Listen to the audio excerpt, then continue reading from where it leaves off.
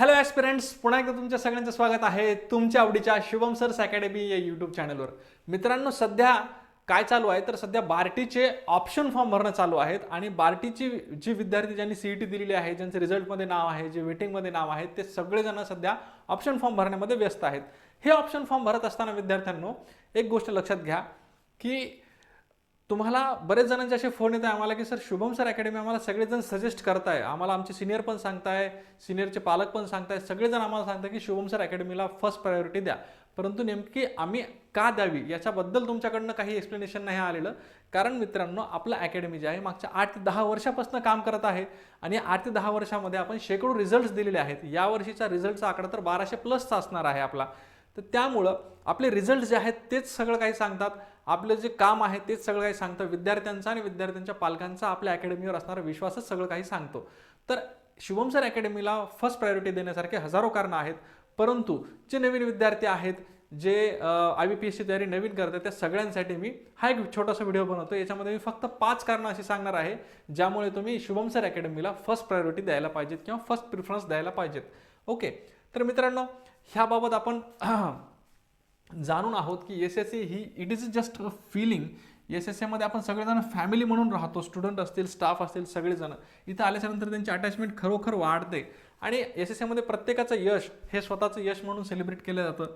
SSC मध्ये जो कोणी एक्झाममध्ये थोडासा डिप्रेशनमध्ये येतो किंवा एक्झाममध्ये थोडासा 0.2 0.5 जातो, त्या सगळ्यांना खूप चांगला मेंटल सपोर्ट आपण दिला जातो. त्यानंतर शुभम सर अकॅडमी जी आहे ही एक अशी अकॅडमी आहे जिथं तुम्ही एकदा आलात ना की तुमची परमनंट बॉन्डिंग तयार होते. तर ही शुभम सर अकॅडमी जी आहे याच्याबद्दल सांगण्यासारख्या भरपूर गोष्टी आहेत. त्यातली मी महत्त्वाची आणि एक महत्त्वाची गोष्ट जी आहे ती सांगतो. पहिला मुद्दा असा आहे की शुभम सर अकॅडमी जी आहे ही सिंगल एक्झाम फोकस करणारी अकॅडमी आहे. या अकॅडमीमध्ये आपण शक्यतो IBPSचे जेवढे काही एक्झाम्स होतात त्या सगळ्या एक्झाम्स आपण फोकस करतो. ओके, IBPSच्या सगळ्या एक्झाम्स आपण फोकस करतो. ठीक आहे, तर असं नाही आहे की आपण XYZ म्हणजे MPSC पण घेतो, UPSC पण घेतो आणि सगळं काही घेतोय असं नाही. आपल्याकडे फार एक्सपर्ट फॅकल्टीज आहेत आणि फार ओरिएंटेड काम चालतं आपलं की IBPS म्हणजे IBPS. ठीक आहे, तर IBPS मधून तयारी करणाऱ्या विद्यार्थ्यांसाठी सगळ्यात बेस्ट ऑप्शन जर कुठला असेल महाराष्ट्रामध्ये तर शुभम सर्स अकॅडमी हेच आहे. ओके, आता असे होऊ शकतं की जर तुम्ही MPSCची तयारी करत आहात पण चुकून बार्टीची CET तुम्ही दिलेली आहे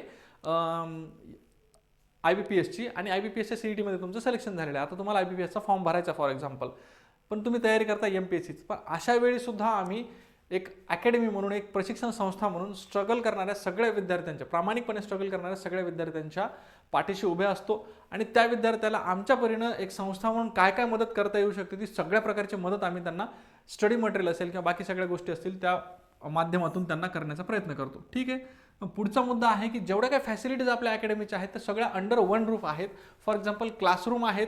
ठीक आहे, ही जी एंट्री आहे, एंट्रीच्या नंतर क्लासरूम आहे, क्लासरूमच्या नंतर डाऊट क्लिअरिंग फॅकल्टी आहे, डाऊट क्लिअरिंगची जे फॅकल्टी आहेत त्यासुद्धा तिथेच आहेत, क्लासरूमच्या बाजूलाच आहेत. लायब्ररी आहे, विद्यार्थ्यांसाठी एक्स्ट्रा बुक्स रिडिंगची त्यांना हॅबिट लागावी म्हणून एक लायब्ररी आहे आपल्या अकॅडमीची आणि त्या लायब्ररीमधून तुम्ही कोणतंही बुक कधीही घेऊ शकता, रिडिंग करू शकता. ओके, आणि त्यानंतर तुम्हाला डिस्कशनसाठी सेपरेट एरिया आहे, लंचसाठी सेपरेट एरिया आहे. बरेच जणांना डिस्कशन करून अभ्यास करायची सवय असते ग्रुपमध्ये, तर त्यांच्यासाठी एक सेपरेट एरिया आहे. ह्या सगळ्या ज्या गोष्टी आहेत ह्या सगळ्या अंडर वन रूफ आहेत. एकदा तुम्ही आपल्या अकॅडमीच्या गेटच्या अंडर आत त्याची एंट्री केली की तुम्हाला ह्या सगळ्या गोष्टी अंडर वन रूफ मिळणार आहेत. तर ह्या सगळ्या फॅसिलिटीज तुमच्यासाठी अंडर वन रूफ आहेत. दुसरी गोष्ट आहे, आपली जी सिस्टम आहे, आपलं नाव तर आहेच, आपलं नाव तर म्हणजे 8 वर्षापासून आपण इतके रिझल्ट देतोय आणि इतकं चांगलं लोकांचं मन जिंकतो, तर आपलं नाव आहे, एक ब्रँड आहे. परंतु त्याहीपेक्षा पलीकडे जाऊन जी सिस्टीम आहे ती अत्यंत प्रामाणिक सिस्टम आहे. जे काही तुम्हाला सांगतो तेच तुम्हाला करतो, जे काही कमिटमेंट असते तीच आपण फॉलो करतो. ठीक आहे, जो काही टाइम टेबल असतो तो टाइम टेबल डेली एक दिवस आधी आपण ग्रुपचा जो बॅचचा ज्या बॅचचा ग्रुप आहे त्या बॅचवर आपण शेअर करतो. त्या टाइमला ते लेक्चर्स होतात म्हणजे होतात, अगदी कन्सिस्टंटली लेक्चर होतात. त्याच्यामध्ये कधीही कुठल्याही सुट्ट्या अवाजवी दिल्या जात नाहीत. टेस्टच्या ज्या आहेत, ज्या रेग्युलर टेस्ट असतील, टॉपिक वाईज टेस्ट असतील, ओव्हरऑल टेस्ट असतील, ह्या टेस्टच्या ज्या सायकल्स ठरलेल्या आहेत त्याप्रमाणे टेस्टसुद्धा होतात. मेंटरशिप होतात. नेमकं प्रिलिम्सच्या आधी किंवा प्रिलिम्सच्या नंतर ज्या मुलांना जे इश्यूज आहेत त्यांचे जे काही मेंटल इश्यूज आहेत, बऱ्याच वेळा असं असतं की इंग्लिश सारखा विषय जो आहे तो सोपा आहे, परंतु विद्यार्थ्यांच्या मनामध्ये त्याची भीती असते. तर अशा वेळी त्यांना मेंटल सपोर्टची गरज असते, त्यांना थोडं पुश करण्याची गरज असते. अशा वेळी मेंटरशिप तुम्हाला कामाला येते.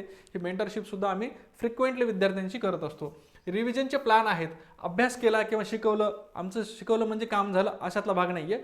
तर शिकवल्याच्या नंतर सुद्धा तो विद्यार्थी रिव्हिजन करतोय का नाही, तो विद्यार्थी अभ्यासाप्रती किती आणखीन कंटिन्यू करतोय, त्याच्या विद्यार्थ्याचे रिझल्ट कुठपर्यंत येत आहे, कुठपर्यंत अडकत आहे, त्याला काय अडचण आहे, या सगळ्या गोष्टींचा आम्ही नेहमी फॉलोअप घेत असतो. तर ही जी आमची सिस्टम तयार झालेली आहे, ही सिस्टम सुद्धा एक अशी आहे ज्याच्यामुळे शुभम सर अकॅडमीचं नाव सगळेजण घेतात. आणि हे एक कारण आहे ज्याच्यामुळे तुम्ही शुभम सर अकॅडमीचा प्रेफरन्स टाकायला पाहिजेत.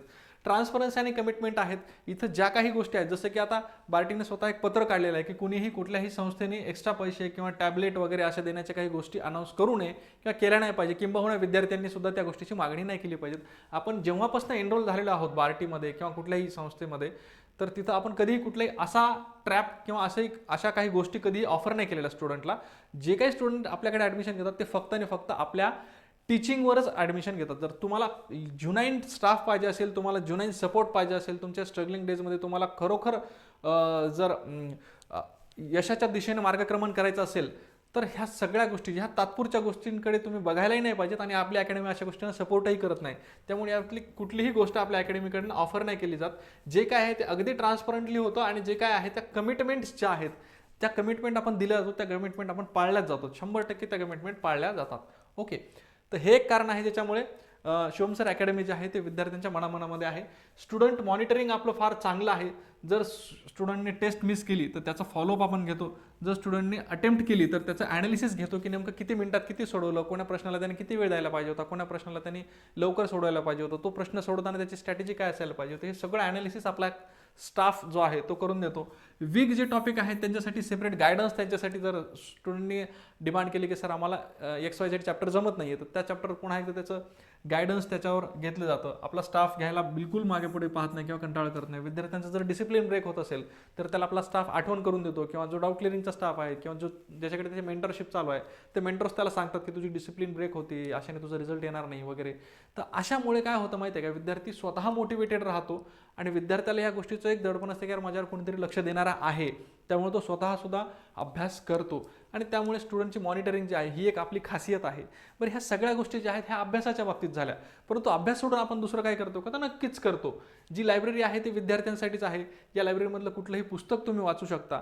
यामध्ये आम्ही काही वेगवेगळ्या स्पर्धा घेतो, जसं हे मागच्या बार्टीच्या बॅचमधले हे स्टुडंट्स आहेत, ठीक आहे. तर यांना आपण रीड अ बुक नावाचं कॅम्पेन घेतलं होतं. म्हणजे रीड अ बुक, तुम्हाला एक पुस्तक वाचायचं आहे, त्याची समरी तयार करायची आहे आणि त्यातून आपण निवडक विद्यार्थ्यांना बक्षिसं दिली होती. यामुळे काय झालं तर विद्यार्थ्यांना पुस्तक वाचनाचा छंद लागतो किंवा पुस्तक वाचनाची सवय लागते किंवा त्या पुस्तकातून काही ना काही 2 गोष्टी शिकायला मिळतात. तर ह्या सगळ्या गोष्टी ज्या आहेत ह्या आपण घेतो.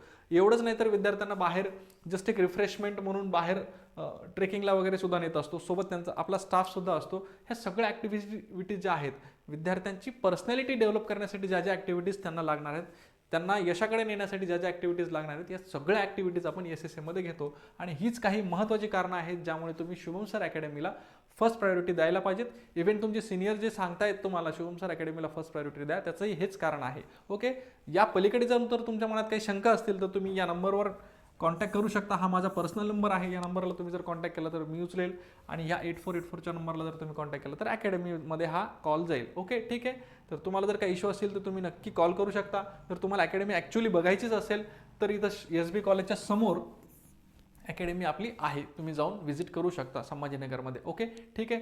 तर आय होप तुम्ही सगळ्यांनी हा व्हिडिओ शेवटपर्यंत पाहिला आहे आणि तुम्ही हा व्हिडिओ जो आहे तो तुमच्या बार्टीची प्रिफरन्स फॉर्म टाकणाऱ्या प्रत्येक विद्यार्थ्याला शेअर कराल अशी मी अपेक्षा करतो. Thank you so much. Thanks a lot.